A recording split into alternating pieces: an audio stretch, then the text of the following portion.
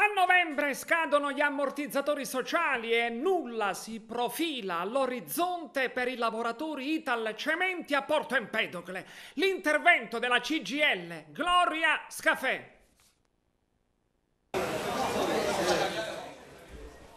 Si profilano tempi duri per gli ex dipendenti della Italcementi di Porto Empedocle. A novembre scadono gli ammortizzatori sociali, dunque non percepiranno più alcun sostegno redditizio. A prendere in mano le redini di questa difficile situazione è la CGIL di Agrigento. Ho assunto l'impegno che sarei tornato alla carica con ognuno dei soggetti che possono lavorare per una soluzione della questione, dichiara il segretario generale CGIL Agrigento Massimo Raso, che ha ricevuto e ascoltato una delegazione di ex dipendenti dell'azienda. CGIL insieme a CISL e UIL di categorie e confederali già nel mese di luglio hanno richiesto al prefetto una riunione con la Italcementi. La questione è stata inoltre rappresentata alla Presidenza della Repubblica, a cui gli ex lavoratori hanno indirizzato un'accorata lettera. Anche il ministro Alfano aveva assicurato loro un impegno, ma come si apprende dallo stesso Raso, al momento non si riscontra alcuna novità.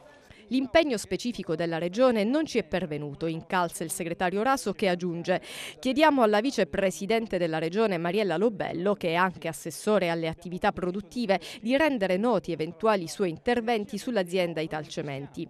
La CGIL ha inoltre sollecitato un ruolo attivo di Confindustria. Ricapitolando, i sindacati di categoria hanno fatto e continuano a fare il possibile pur di ottenere parole definitive sul futuro dell'azienda nel territorio, ma al momento la sola realtà visibile è il dramma che stanno vivendo questi padri di famiglia, che probabilmente non saranno più in grado di mantenere i propri figli agli studi o che avranno problemi con le banche per i mutui e gli affidamenti in corso.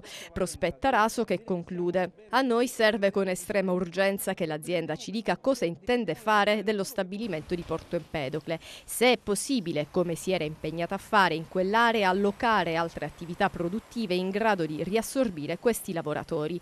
A noi serve che tutti gli attori di questa vicenda facciano la loro parte per arrivare al risultato sperato e per restituire serenità ai lavoratori e alle loro famiglie, che adesso sono davvero stanchi di aspettare.